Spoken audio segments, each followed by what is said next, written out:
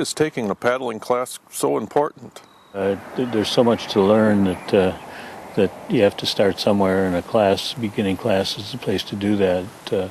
People are learning their whole lives how to paddle, so you've got to begin in the formal class. It's hard to learn it on your own. You can't really learn the strokes and everything without having somebody to model and show you how to do it. I've had people try it from books, and it just doesn't work. Okay. Basically, what's taught in a typical paddling class? Well, let's say a typical beginning paddling class, because each one would be different depending on what they're, where they are and what they're teaching. But a beginning class would be start with basic safety information, things like wearing your PFD and weather information, how to avoid dangerous weather and so on, and then would get into basic strokes, teach some flat water maneuvers, spins and turns and things like that. Just minimal stuff to get you on the water so that you have a chance to learn how to control your boat a little bit and learn the basic safety information. Okay, what's the fundamental differences between a class focusing on paddling lakes and that of rivers? I think a pretty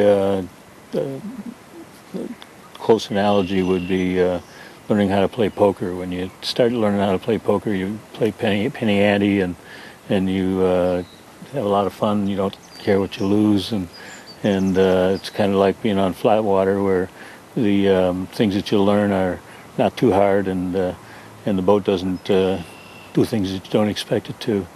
And then as you begin to get a little more interested in it, you play a little bit more poker with more stakes, and so that's what happens when you get into moving water. The stakes are higher, the boat moves around more. You have to learn how to control it more, but it's also more fun. So, and that continues all the way. You could go all the way through high stakes. Really high stakes poker would be jumping off a waterfall somewhere.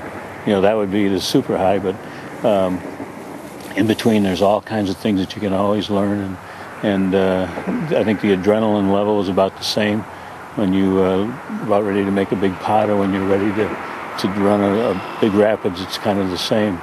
So people can probably be addicted, I would guess, in some of the same ways as well. But it's more of a positive addiction. It gets you out in the outdoors, and it's physical, and